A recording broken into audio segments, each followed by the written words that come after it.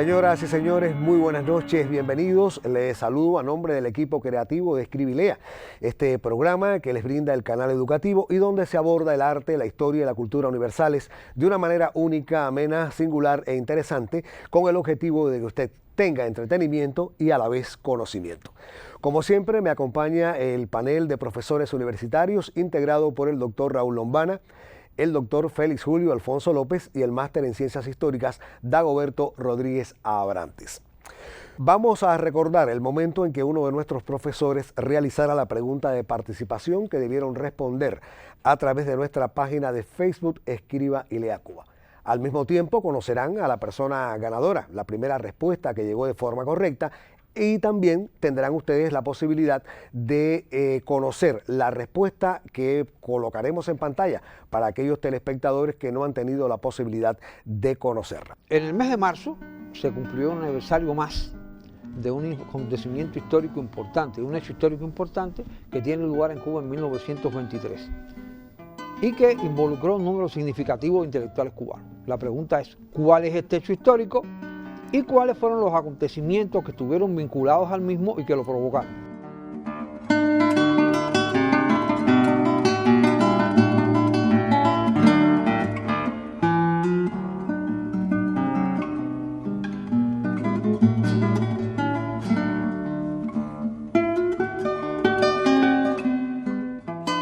Profesores, muy buenas noches, bienvenidos una vez más y vamos a entrar ya en la temática fundamental de Escribilea, indicando que este primer tema tiene información previa para nuestros telespectadores y que es una colaboración de Luis Alberto Ramírez Alfonso, residente en Santa Fe, en La Habana, y tiene por objetivo determinar una obra de arte. Inicia la ronda de preguntas correspondiente el profesor Lombana. Sí, Ramón, muchas gracias. Buenas noches. Buenas noches. Obra de arte producida en nuestra era. Sí. Con posterioridad a la edad antigua. Correcto. Con posterioridad a la Edad Media. También lo es. Con posterioridad a 1789. Sí, profesor. Siglo XIX, XX o lo que va del desbalanceado siglo XXI. Pertenece solamente a uno de esos siglos que usted acaba de mencionar. Siglo XX. Siglo XX. Siglo XX americano. Es americano. De la América Latina. También. De la América insular. Sí. Cubano. Muy bien. Una obra de arte cubana del siglo XX. Del siglo XX. O es una obra musical o una obra de las artes plásticas. ¿Usted va a elegir? Es una obra musical. No. O sea que estaríamos buscando o una pintura o una escultura. Exactamente. Una pintura. Una pintura. Pertenece a alguno de los movimientos de vanguardia que se van a producir en el arte cubano a lo largo del siglo XX. Sí. Estos dos movimientos de vanguardia se dan fundamentalmente en la primera mitad del siglo XX. ¿Es una obra que está ubicada en la primera mitad del siglo XX? No. Su autor es una figura conocida de la plástica cubana. Muy conocida. Pero no es de los más conocidos. No, Cuando digo los más conocidos, estoy pensando en Portocarrero, en Lan. No son ni Portocarrero ni Quizás Lan. su nombre no sea tan conocido en el ámbito popular como estos que usted acaba de mencionar, pero sí es una persona que tiene un nombre. Llega a la revolución. Sí, Es un hombre no. que llega a la revolución. ¿Cómo no? ¿Cómo no? Y está en Cuba. Es decir, es un pintor que muere en Cuba. Sí, en este caso sí. Este hombre no llega al siglo XXI, Ramón. No llega al siglo XXI. Servando Cabrera, Raúl Martínez y Luis Martínez Pedro.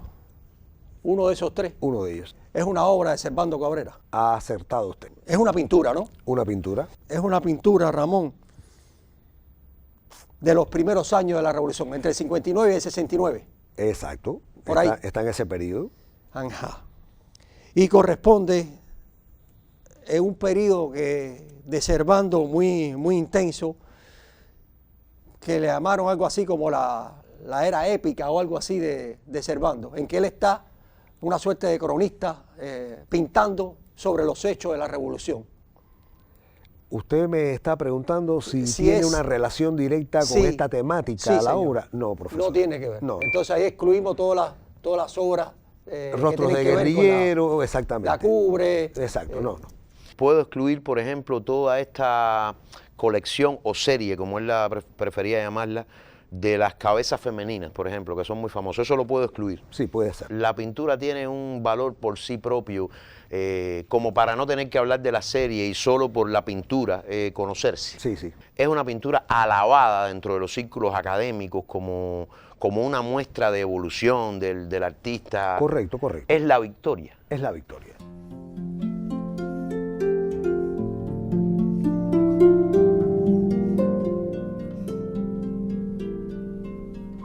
Realmente podían ser varias, pero en este periodo, por lo menos, yo creo que es el año 66, 67. 66. Ajá. La Victoria es una pintura que marca, según los entendidos, el tránsito de este Servando Cabrera. Sabemos que con los pintores tenemos este tema y los escultores de que transitan por etapas, ¿no? Él antes de la Revolución tiene una historia, conoció a Picasso, lo impactó mucho Miró, recuerdo en su historia, en su biografía. Pero después él da un salto de ese, yo lo llamaría abstraccionismo inicial, que me imagino que sea lo que usted estaba pensando cuando le respondió a mi amigo Félix que al principio hubo algo, no recuerdo, que preguntamos, que me hizo pensar a mí que era una pintura más académica que popular.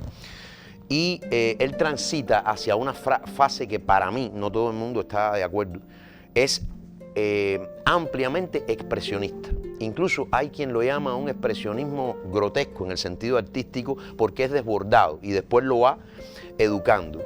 Y recuerdo que es una pintura, la tengo muy claramente, donde además no escatima en mostrar toda esa desborde de erotismo. Cuando uno mira la pintura, lo primero que le parece que está mirando es una guitarra o un cuerpo femenino, ¿no? Pero el colorido, recuerdo las pinceladas de rojo, le dan un dinamismo al cuadro. Y yo antes pensaba que era otro de sus homenajes a la Revolución Cubana, que los tuvo y en cierto sentido este puede serlo también. Pero esto es una obra de Servando más introspectiva. Es su victoria.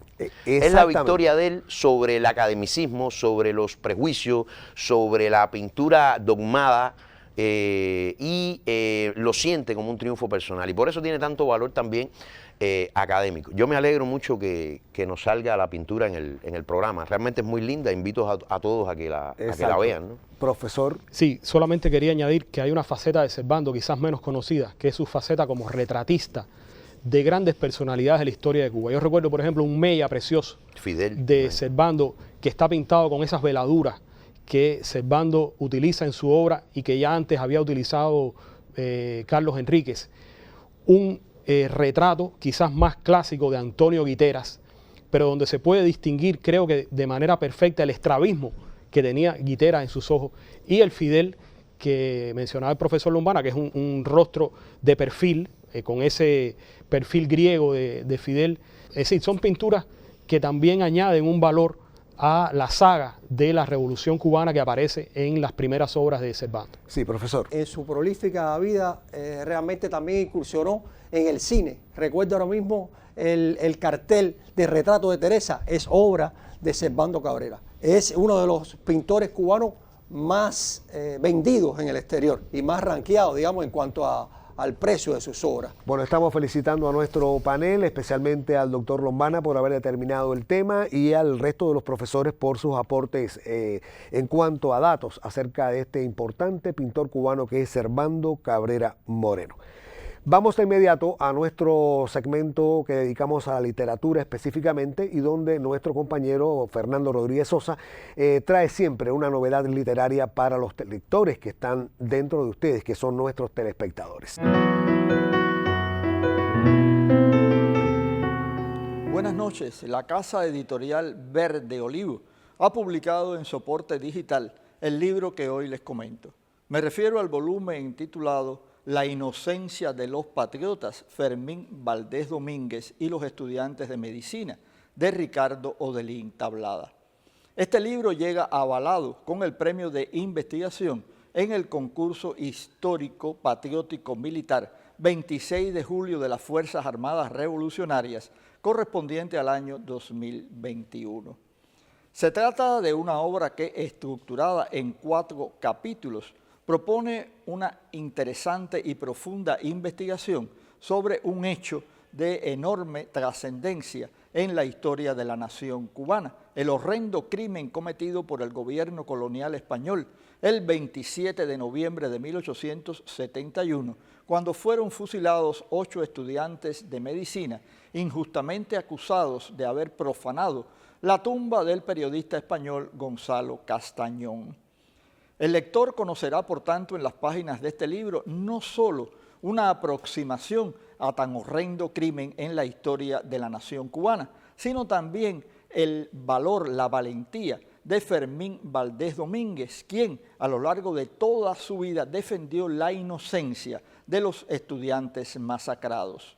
Doctor en medicina y doctor en ciencias médicas, nacido en Santiago de Cuba en 1964, Ricardo Odelín Tablada es neurocirujano, investigador, profesor y autor de una extensa obra relacionada con temas de la ciencia y de la historia. Entre sus libros publicados que han sido reconocidos en certámenes convocados en el país, aparecen Ernesto Che Guevara, Tributo a una existencia bioética, Enfermedades de José Martí y Máximo Sertucha, Médico de Antonio Maceo. La inocencia de los patriotas, Fermín Valdés Domínguez y los estudiantes de medicina. Este nuevo libro de Ricardo Odelín Tablada, como asegura el doctor en Ciencias Históricas Israel Escalona Chávez, en el prólogo que acompaña este libro, es un sustancial aporte a la historiografía de la nación cubana. Les recomiendo la lectura, el estudio de La inocencia de los patriotas, Fermín Valdés Domínguez y los estudiantes de medicina, de Ricardo Odelín Tablada, que publica en soporte digital la casa editorial Verde Olivo. Gracias por acompañarme y nos vemos en un próximo encuentro. Continuamos en Escriba y Lea para iniciar el tema intermedio de nuestro espacio. En este caso no tienen información visual, esto los coloca en igualdad de condición que nuestros panelistas, y la colaboración viene de parte de Arelis Plata Domínguez, residente en Tenería, Guanes, provincia de Pinar del Río. En este caso tendremos un personaje histórico que deberá comenzar a ser determinado por el estimado profesor de Félix Julio Alfonso López. Bueno, como es un personaje histórico, supongo que es un personaje real. Es real, sí. Es un hombre. Un hombre.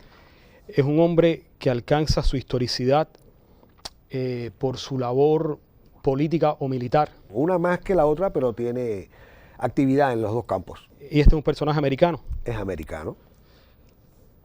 De la América continental. Sí. Siglos XIX o XX. Ajá.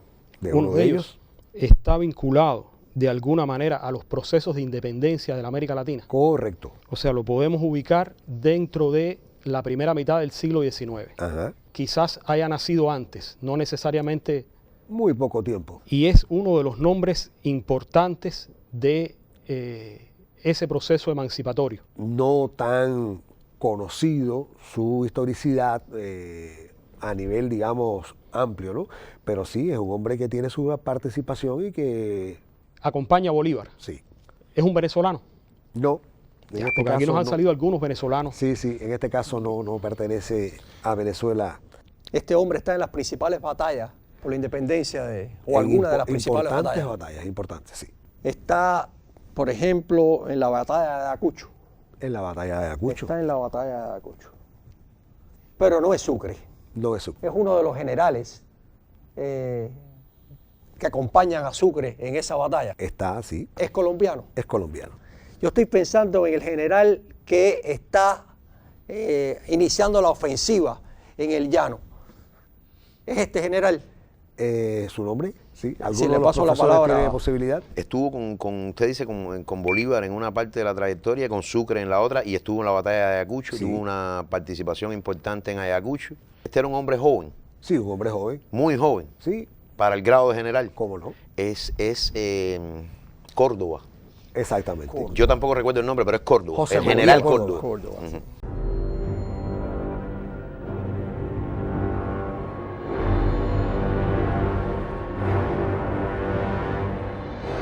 Como decía el profesor Lombana, es un general muy joven. Uno de los rasgos de esta batalla es que los dos ejércitos tienen muchos hombres peruanos, incluso los realistas tienen hombres peruanos y también la juventud. Es decir, en ambos bandos. Y otro rasgo es que, por supuesto, hay familiares en ambos bandos. Es decir, hay hermanos, hay generales de ambos bandos que son hermanos o primos. Y el general Córdoba tiene un peso fundamental porque es el hombre que está iniciando la ofensiva y de manera muy rápida logra tomar una posición que es estratégica Y bueno, eso va a definir la batalla. La batalla duró 1 hora. De hecho, fue nombrado héroe de Ayacucho. Cuando estábamos hablando de Ayacucho, recordaba las palabras elogiosas que tuvo el Libertador para, en primer lugar, Sucre y para sus generales, entre ellos Córdoba, en que está hablando de que realmente es la batalla decisiva de la guerra de independencia. Ya después de eso no hay otra más importante. Habían pasado varias batallas importantes como la de Junín y otras batallas, pero esta es la decisiva. Boyacá también. Boyacá, efectivamente. Sí, nosotros conocemos que uno de los puntos quizás más tristes, ¿no?, de este proceso tan bello y tan fuerte emocionalmente y tan importante, decisivo en la historia de la humanidad, que son las guerras de independencia en esta área, no es poco conocido que las contradicciones entre colombianos y venezolanos afloraron desde muy temprano. Y hay que decir que Córdoba, a pesar de su juventud, siempre fue una apuesta de Bolívar. O sea, Bolívar confiaba mucho en él. Se lo recomendó a Sucre como un general confiable, como alguien, le encargaron misiones difíciles. Incluso Ramón, si mal no recuerdo, fue gobernador. Algunas veces hasta Bolívar, sabiendo que Santander era el hombre de Colombia, por la confiabilidad, y lo nombró general creo que con 29 años todavía por sus méritos. Este hombre tuvo una participación importante. Ahora yo estaba escuchando hablar a Dau. Es verdad que él se le reconoce como el héroe de Ayacucho, pero él no solo fue el héroe de Ayacucho, él fue el que hizo el famoso asalto a bayoneta en la célebre batalla de Pichincha, que es una batalla muy cruenta en una zona pantanosa a bayoneta, un combate enorme a arma blanca, como muestra de ese valor tremendo de los independentistas. Y hay que decir, porque si no, estamos faltando a la verdad histórica, que tristemente él al final de su vida es parte de las conspiraciones contra Bolívar, y él termina incluso levantándose contra Bolívar cuando los enemigos de Bolívar, una vez ya lograda la independencia, crean toda aquella aureola de que había traicionado la Constitución de Cúcuta y que era un dictador. Y tristemente, un poco, yo creo que sin querer justificarlo, un poco por su juventud también, creo que él es arrastrado de eso. Y aunque nunca atenta directamente contra Bolívar, de hecho él muere en un lance de eso, en una discrepancia entre... Sí, lo asesinaron. Y es una página, en medio de una página tan gloriosa como es la independencia latinoamericana, es una muestra del daño que desde tan temprano nos ha hecho en nuestro continente la falta de unidad y la facilidad con que los elementos más burgueses dentro de los procesos importantes han desviado la atención y han logrado que los hombres grandes tengan contradicciones. Aquí en Cuba nos pasó en la guerra del 68 también, y bueno, sabemos. Exactamente. Bueno, pues entonces estamos felicitando a nuestro panel, especialmente a todos en realidad, por el aporte que hicieron para determinar este personaje histórico.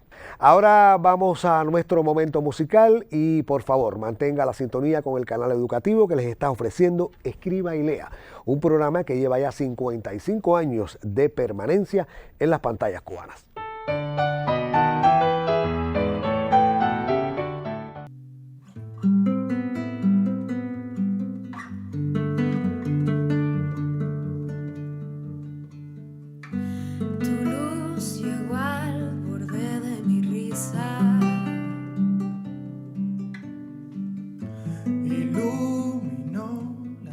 De mis labios,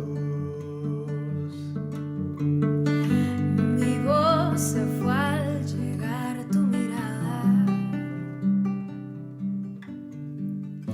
tu tiempo fue un refugio y mi espacio,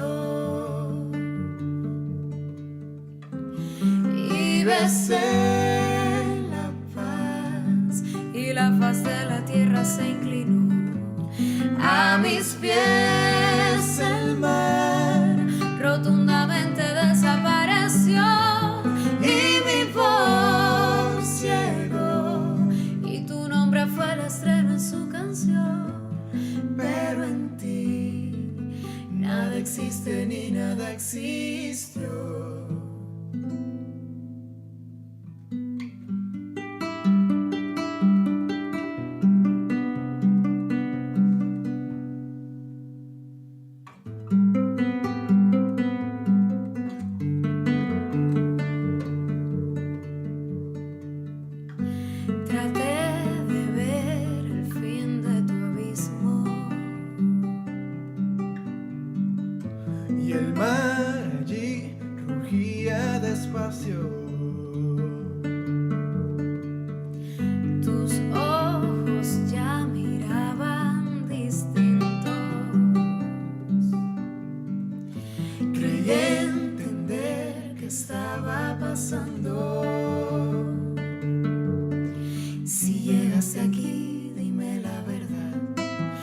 Cuando pienso en ti empiezo a levitar. Dame una razón solo una vez más para no morir, para respirar una vez más. Si deseas la paz y la faz de la tierra se inclinó, a mis pies el mar rotundamente desapareció y mi voz llegó y tu nombre fue el estreno en su canción. Y aunque en ti nunca haya vivido una ilusión, aquí estoy.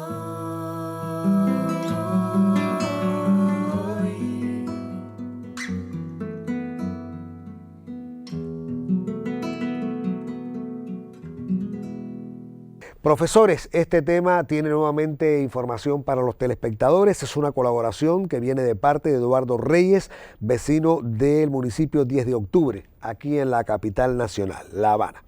En este caso, tendremos un documento histórico que debe iniciar la indagación el profesor Dagoberto Rodríguez Abrantes. Gracias, Ramón. Este documento histórico es de nuestra era. De nuestra era. De algún momento posterior a la antigua. Exacto. Posterior también a la Edad Media. Sí. Posterior a 1789. Lo es. Es un documento de los siglos XIX, XX o XXI. De uno de los siglos que usted acaba de mencionar. Bueno, pues siglo XX. Siglo XX. Euroasiático. ¿Correcto? Europeo. Sí. De la Europa continental, Ramón. Así es. De algún país con costas. ¿Tiene costas? Costas al Mediterráneo. No. ¿Es algún escrito que se hizo alguna vez que tuvo una connotación histórica? Bueno, este es un documento escrito, sí. Es un documento trascendente. Tiene importancia dentro de la historia de Europa. Hay una prueba histórica escrita del documento. Sí, claro. No hemos definido todavía de qué momento del siglo XX. No. Es un documento de la primera mitad. De la primera mitad. El documento tiene un país ¿De origen? y un autor, como Claro, es claro. Ya. Un país con costas al mar Báltico o al mar del Norte. Exacto. Exacto, quiere decir que puede ser que Que- a los dos.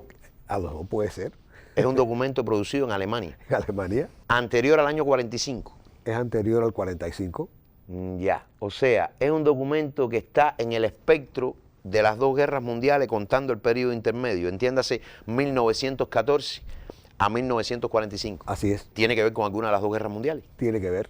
Con una de ellas, Una de ellas. con la Segunda Guerra Mundial. No. O sea, está entre el 14 y el 18. Ajá. Y entonces le vuelvo a hacer la pregunta. ¿Es un documento de carácter político o militar? Tiene implicaciones en los dos.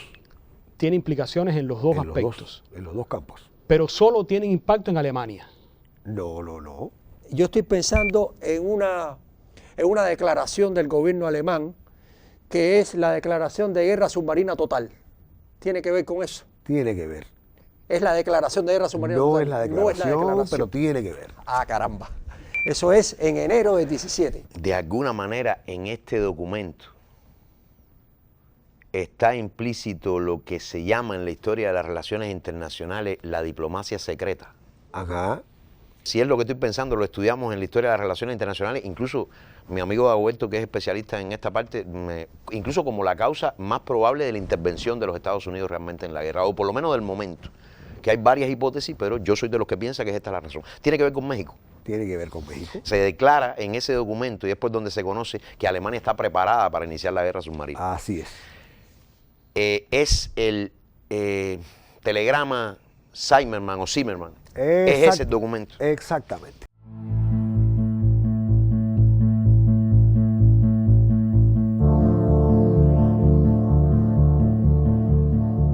Principio de la diplomacia secreta, se le promete a México que se le va a ayudar a reconquistar los territorios que le quitó Estados Unidos mediante el Tratado de Guadalupe Hidalgo, en fin. Es prácticamente un chantaje. Le doy la palabra a mi amigo Dago, que Bueno, yo sé nada, que... realmente la causa fundamental son los intereses económicos que está afectando a Estados Unidos, pero ¿en qué radicó el telegrama Zimmerman? Bueno, como decía el profesor Lombana, buscando crear un conflicto regional para que Estados Unidos no entrase en la guerra, porque evidentemente había llegado a un nivel esa guerra y que estaba balanceado, y la entrada de Estados Unidos, como efectivamente ocurrió, iba a desbalancear a favor de la entente, ¿no?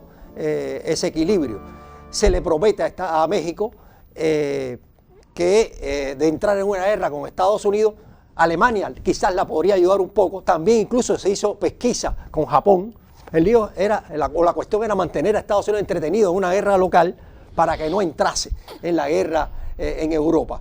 Y este telegrama fue descubierto, fue capturado por los ingleses.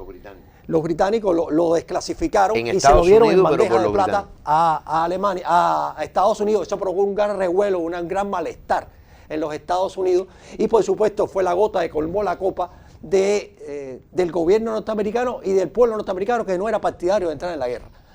Pero evidentemente ante una pretensión como la de Alemania de que México entrara en una guerra para reconquistar los territorios perdidos en la guerra de 1846-48, evidentemente provocó un estado anti-alemán y un sentimiento anti-alemán mucho mayor del que existía. Sí, profesor. Alemania vio la posibilidad en ese México debilitado por sus contradicciones internas, en medio de una revolución en marcha, de tratar de pescar en ese río revuelto y tratar de insinuar esa hipótesis. ¿Quién sabe qué hubiera pasado si México o las facciones que están en ese momento en la lucha por el poder en México hubieran dado crédito a esa especie diplomática? Estamos felicitando al doctor Lombana por haber determinado este documento histórico y en general al resto de los panelistas por los aportes que han brindado.